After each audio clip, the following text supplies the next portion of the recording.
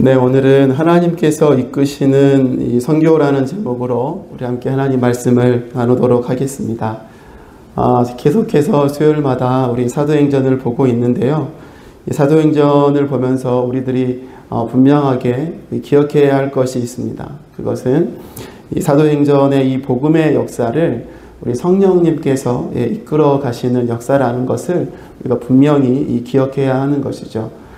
이 사도행전의 처음 부분에서도 성령이 임하심으로 선교의 이 본격적인 시작이 이루어졌습니다. 그리고 사도들이 복음을 외치고 선포하고 증거하는 곳곳마다 성령의 역사가 함께 있었고, 그 성령의 역사로 말미암아 사람들이 주님께 돌아오는 회심의 역사들, 은혜들이 많이 일어났었습니다. 우리가 생각나는 한 사람, 우리 베드로도 떠오르지 않습니까? 이방인 고넬료의 집에 가지 않으려고 했으나 환상을 통해서 보여주시는 하나님의 보내심과 또 그 고넬료 집에 갔을 때 그들에게 성령이 임하시는 것을 통해서 그 온 이방인 사람들이 구원받는 그런 놀라운 은혜들을 이 사도행전이 우리에게 보여주고 있었습니다. 즉, 이 사도행전의 말씀은 계속해서 이 성령께서 이끄시는, 즉 하나님께서 이끌어 가시는 이 선교의 역사들을 우리에게 계속 보여주고 증거해주고 있는 것이죠. 그런데 여러분, 이러한 선교를 이끄시는 하나님의 역사하심이 우리의 삶과 여러분 무관하지 않다는 사실을 우리가 기억해야 할 것 같습니다. 그 이유가 무엇입니까?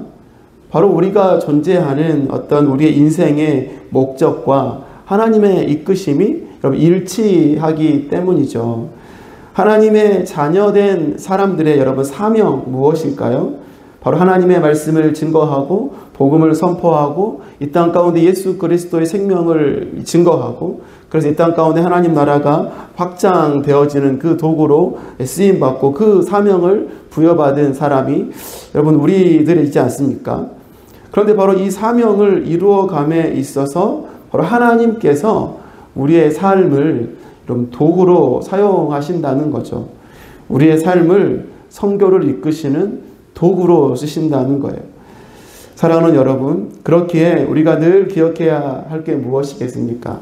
바로 저와 여러분들의 삶이 하나님의 가장 좋은 선교의 도구라는 사실을 우리가 늘 기억하며 살아가야 하겠습니다.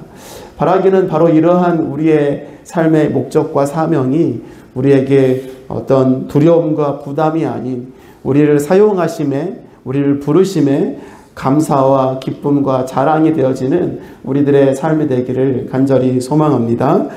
여러분, 그렇다면 하나님은 그분의 선교를 바로 우리의 삶 가운데서 어떻게 하나님은 그 선교를 이끌어 가실까요? 오늘 몇 가지로 함께 나누고자 하는데요. 첫째로는 하나님은 바로 이 막힘을 통해서 하나님의 이 선교를 이끌어 가신다는 겁니다. 막힘을 통해서. 하나님은 우리의 실패와 막힘을 복음이 흘러가는 도구로 쓰신다는 거죠. 막힘도 선교를 위한 도구가 될 수 있다. 여러분, 이것을 오늘 본문이 우리에게 보여줍니다. 오늘 본문 6절에서 7절 말씀을 한번 같이 읽어볼까요? 자, 시작. 아시아에서 말씀을 전하는 것을 성령이 막으심으로 그들은 부르기아와 갈라디아 지방을 거쳐가서 무시아 가까이 이르러서 비두니아로 들어가려고 하였으나 예수의 영이 그것을 허락하지 않으셨다. 아멘. 여러분, 바울과 실라, 그리고 오늘 16장 1절부터 여러분 나왔던 아주 믿음 좋은 한 사람 디모데까지 여러분 함께 열심히 복음을 전하려고 노력을 하고 있습니다. 그런데 여러분, 오늘 본문을 말씀을 보니까 여러분 좀 우리 마음에 좀 딱 걸리는 그런 말씀이 나오지 않습니까? 열심히 노력하고 헌신하고 하나님의 복음을 위해서 열심히 나아가고 있는데 여러분 뭐라고요? 성령이 막으셨다라고 말씀하고 있는 거예요. 여러분 당황스럽지 않습니까? 아시아에서 열심히 복음을 증거하고 열심히 선교를 계획하고 준비해서 감당하고 있으면 하나님 지금까지 이 사도행전을 이끌어 오셨던 것처럼 성령이 도우셨다, 성령의 특별한 기적이 있었다, 뭐 이런 게 좀 있으면 좋을 것 같은데 오늘 본문의 말씀은 그렇게 말씀하지 않으십니다. 성령이 막으셨다 이렇게 말씀을 하고 있는 거예요. 어떻게 막으셨는지 뭐 구체적으로 우리가 알 수는 없지만 중요한 것은 성령이 그 선교팀을 막으셨고 그로 인해서 그들의 선교의 발걸음이 멈추게 되었고 그들이 지금까지 세웠던 이 계획이 전면 수정되어야 되는 그런 상황 가운데 놓이게 되었다는 거죠. 여러분 그뿐만이 아닙니다. 그렇게 바울과 실라와 디모데가 복음을 전하기 위해서 계속 노력하면서 여러분 이렇게 부르기아와 이렇게 갈라디아 지방을 거쳐서 이 무시아라는 곳에까지 이렇게 이르렀단 말이에요. 그리고 원래 이 선교팀의 이 생각과 계획은 그 위쪽에 있는 비두니아로 가려고 계획을 세웠던 것입니다.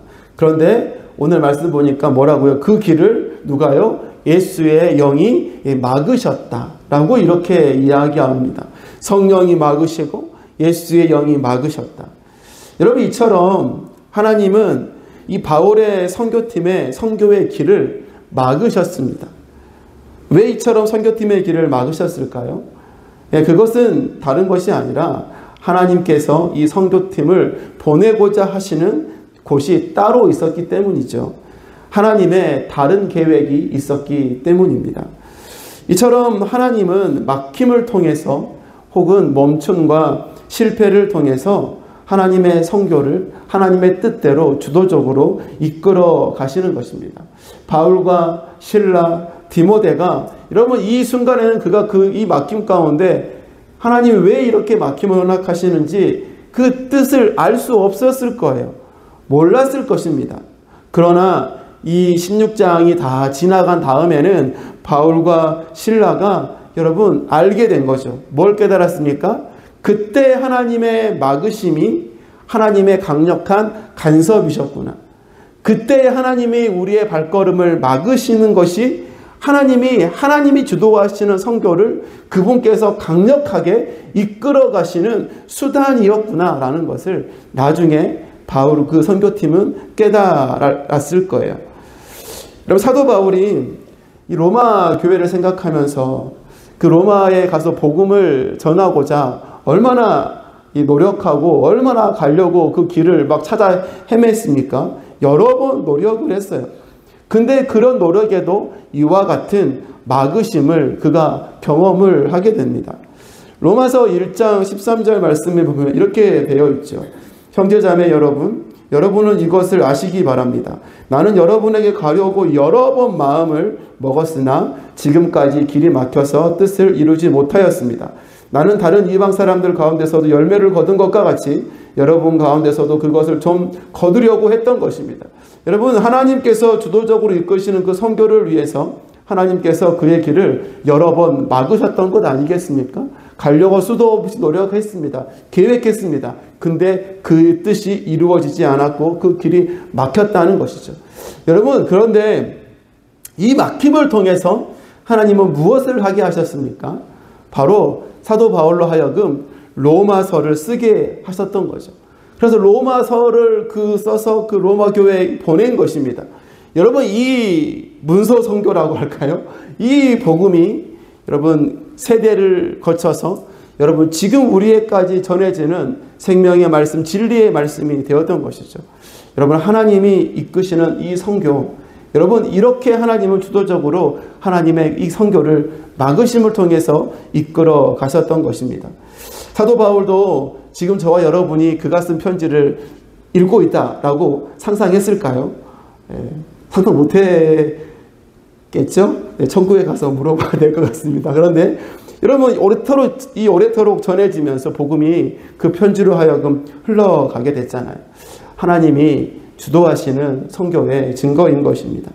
사랑하는 여러분, 주님을 위해서 열심히 노력하고 또 기도하며 준비했는데 여러분 그 일이 뜻대로 이루어지지 않고 막혔던 경험이 있습니까? 하나님 왜 이런 막힘을 허락하십니까? 라고 하나님 앞에 기도하며 자꾸 의문을 던지고 하나님을 때로 원망했던 그런 경험들이 있으신가요? 여러분 다른 이유가 아니라는 거죠. 이 선교는 하나님이 이끌어 가시는 선교이기 때문입니다. 복음 증거, 전도 똑같은 것입니다. 하나님이 이끌어 가시는 거죠. 하나님의 다른 계획이 있기 때문인 것이죠. 그 계획을 이루기 위해서 하나님에게는 우리의 이 막힘이, 우리의 이 멈춤이 하나님에게는 필요한 시간이었다는 것입니다. 우리는 그것을 놓치면 안 되는 것이죠. 그렇다면 우리의 이 막힘은 하나님을 원망할 일이 아닙니다. 하나님 앞에 의문을 품어야 될 일이 아니라는 것입니다. 오히려 어떻게 해요? 이 막힘을 우리를 사용해 주시는 과정이고 우리를 사용하고 계시다는 증거임을 우리가 깨닫고 이 막힘 가운데 오히려 하나님 앞에 감사해야 되는 것이죠. 여러분, 그렇기 때문에 우리가 막힘을 경험할 때 어떻게 해야 할까요? 하나님이 주도하시는 선교임을 우리가 분명히 기억하고 오늘 이 사도 바울의 선교팀처럼 해야 하는 것입니다. 오늘 우리가 읽었던 그 말씀을 보면 그들이 막혔지만 또다시 가고자 애썼다. 막혔지만 또다시 가고자 애썼다. 이 말씀하고 있지 않습니까? 이런 막힘 가운데 우리가 해야 될 것, 그건 다른 것이 아닙니다. 하나님께서 우리를 쓰고 계시는구나, 강하게 역사하시고 간섭하고 계시는구나, 그 믿음을 가지고 이 막힘 가운데 내가 할 수 있는 최선의 애씀, 최선의 사명을 향한 전진, 그 노력을 우리는 멈추지 않고 해야 하는 것이죠. 우리의 사역과 삶 속에 막힘을 경험할 때 이 막힘이 우리를 특별히 사용하여 주시사 하나님의 선교를 이끌어 가시는 하나님의 손길임을 우리가 알고 오히려 감사하며 주를 위해 더욱더 애를 쓰는 우리들의 삶이 되어야 될 줄로 믿습니다. 여러분, 또한 우리가 두 번째로 하나님은 그분의 선교를 어떻게 이끌어 가실까요? 둘째로는요, 바로 새로운 길을 여심으로 하나님은 하나님의 선교를 이끌어 가신다는 거죠. 하나님의 선교는 이 막힘뿐만이 아닙니다. 막힘 가운데 하나님 새로운 길을 여심으로 하나님의 선교를 하나님의 뜻대로 이끌어 가시는 거예요. 오늘 9절 말씀 같이 읽겠습니다. 시작. 여기서 밤에 바울에게 환상이 나타났는데 마케도니아 사람 하나가 바울 앞에 서서 마케도니아로 건너와서 우리를 도와주십시오 하고 간청하였다. 여러분, 무시아에서 원래는 위쪽인 북쪽으로 이 비두니아로 가려고 했습니다. 그러나 그 길이 계속 막혀서 바울의 일행은 아까 지도에서 봤던 이 드로아 지역까지 여러분 오게 된 거죠. 그런데 그곳에서 이 밤중에 바울이 무엇을 봤습니까? 한 환상을 본 거예요. 마케도니아 사람 한 사람이 바울에게 나타나서 이야기하는 겁니다. 마케도니아로 건너와서 우리를 도와주십시오. 여러분, 이 환상을 사도 바울이 본 것입니다. 바로 하나님께서 바울에게 새롭게 열어주시는 이 선교의 방향, 선교의 새 길을 열어주시고 계셨던 것이죠. 여러분, 계속해서 성령께서 막으시고 다 막으셔서 드로아 지역까지 오게 되었는데 그것에 오니까 하나님께서 새 길을 보게 하신 거예요. 마게도니아, 유럽으로 가는 첫 관문, 첫 길, 그 길을 보게 하셨던 것이죠. 하나님 그 길로 바울의 선교팀을 보내셨던 것입니다. 이처럼 하나님은 그분의 선교를 주도적으로 이끌어 가십니다. 때론 막힘을 통해서 이끌어 가시고 때론 오늘 본문처럼 새로운 길을 여셔서 우리를 몰아가심으로 하나님의 선교를 하나님께서 이끌어 가십니다. 여러분, 이것이 하나님의 방법임을 우리는 기억해야 할 것입니다. 우리가 너무나 잘 알고 있는 토마스 선교사님이 계십니다. 최초의 순교자라고도 이야기하지 않습니까? 한국의 대동강 입구에서 순교한 선교사로 너무나 잘 알려진 선교사입니다. 근데 여러분, 이 토마스 선교사님이 원래 한국을 품고 한국을 가려고 준비했던 사람이 아니에요. 토마스 선교사님은 중국 선교를 꿈꾸는 사람이었습니다. 중국 선교를 준비했고 실제로 중국에 가서 선교 사역을 했습니다. 근데 너무나 안타깝게도 도착한 지 3개월 만에 자신의 아내가 유산을 하게 되죠. 유산을 하게 되고 유산한 지 3일 뒤에 아내가 여러분 사망하게 됩니다. 여러분 선교지에 갔는데 그가 경험한 게 뭡니까? 극심한 슬픔이었어요. 고난이었습니다. 아내가 사망하고 유산하고 가장 중요한 것이 무너지는 순간이었어요. 근데 여러분 뿐만 아니라 그 현지 이 선교팀과 어떤 이 마찰이 그에게 있었습니다. 그래서 결국 토마스 선교사님은 그 중국에 갔지만 그곳에 했던 모든 선교의 사역들을 다 내려놓게 되었어요. 다 내려놓게 돼요. 사임하게 됩니다. 어쩌 보면은 그 선교의 막힘이었고 선교가 정체되는 순간이었습니다. 그래서 모든 걸 내려놓고 토마스 선교사님이 무엇을 했냐면 그곳에서 그냥 세관 직원으로 취직을 한 거예요. 그러면서 그냥 일반 직장 생활을 하다가 그곳에서 알게 된 알렉산더 윌리엄스 목사라는 분을 만나서 그에 대한 그런 마음의 상처가 회복이 되고 선교에 대한 그런 불이 다시금 타오르면서 마음이 회복되어져 갔습니다. 그러던 찰나에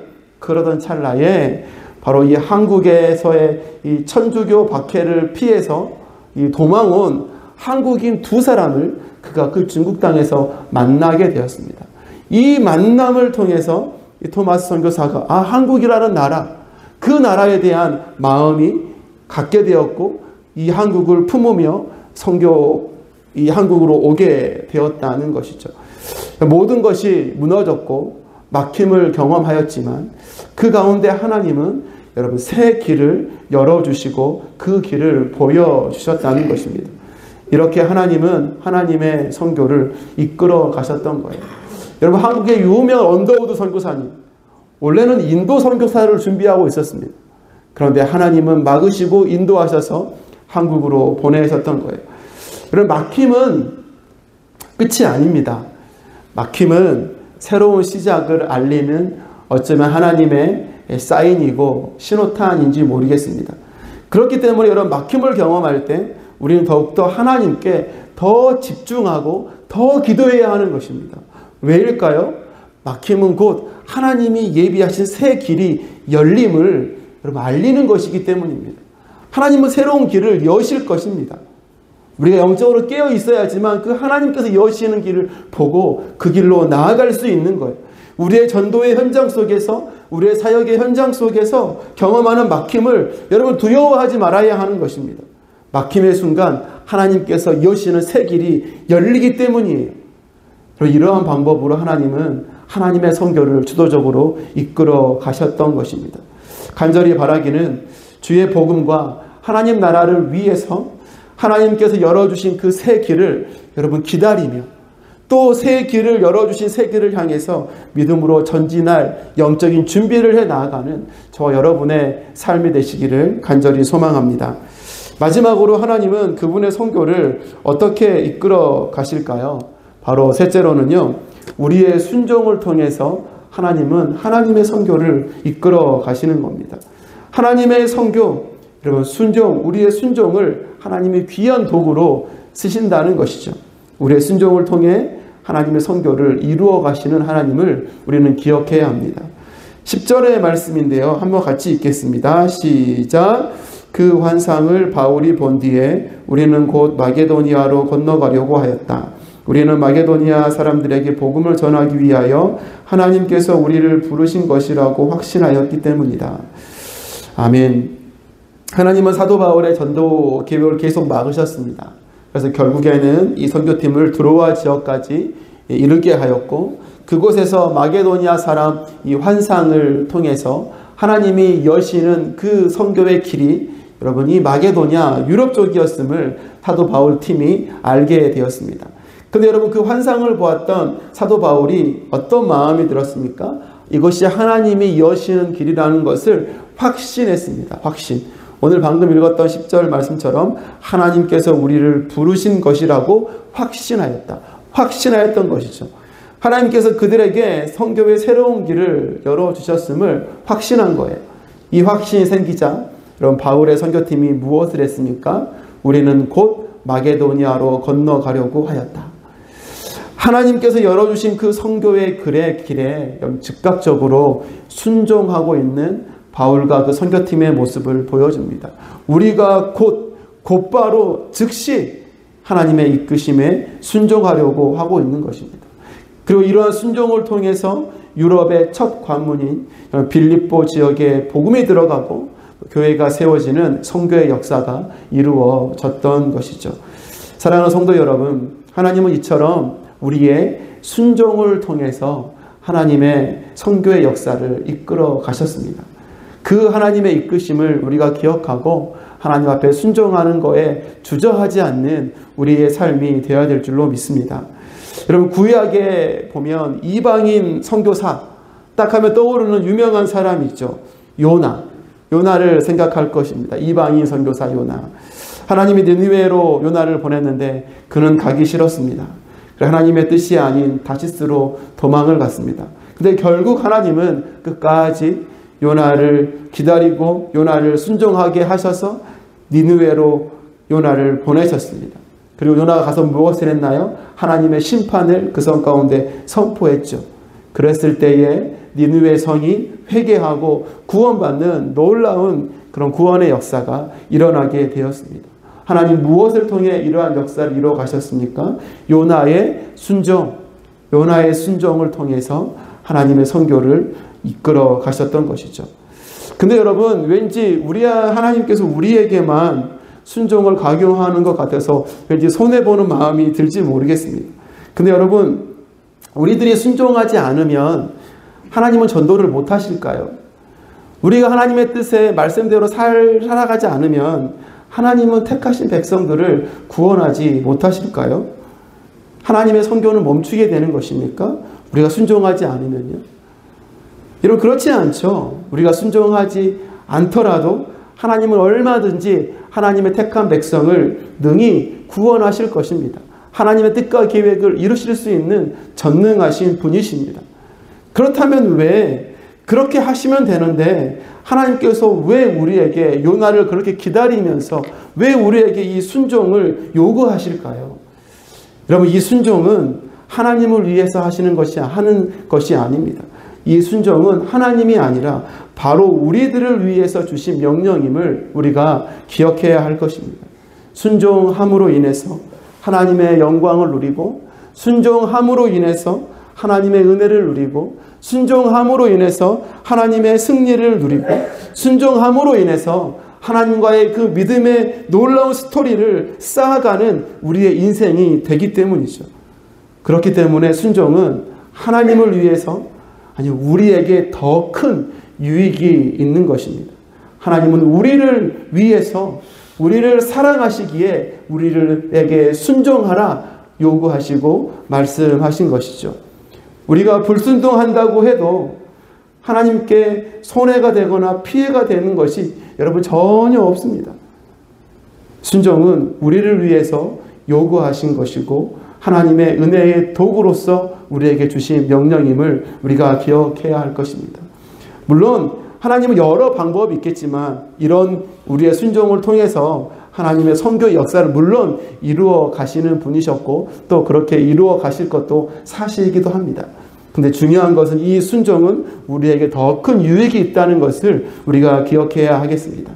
사랑하는 성도 여러분, 하나님의 뜻에 언제나 순종하는 우리들이 되어서 우리들을 통해서 더욱더 하나님의 복음이 힘있게 선포되어지고 확장되어지는 은혜가 있기를 간절히 소망합니다. 말씀을 맺겠습니다. 오늘은 하나님께서 이끄시는 선교라는 제목으로 말씀을 나눴습니다. 하나님께서 여러분 이끄시는 선교는 우리의 막힘과 또 열어주시는 새 길, 그리고 우리들의 순종을 통해서 하나님께서 이끌어 가신다라고 했습니다. 선교를 이끄시는 그 하나님의 방법, 손길을 잘 기억하셔서 우리의 모든 삶을 통해서 하나님의 영광이 드러나고 또 하나님의 나라가 확장되어지는 은혜가 있기를 간절히 소망합니다.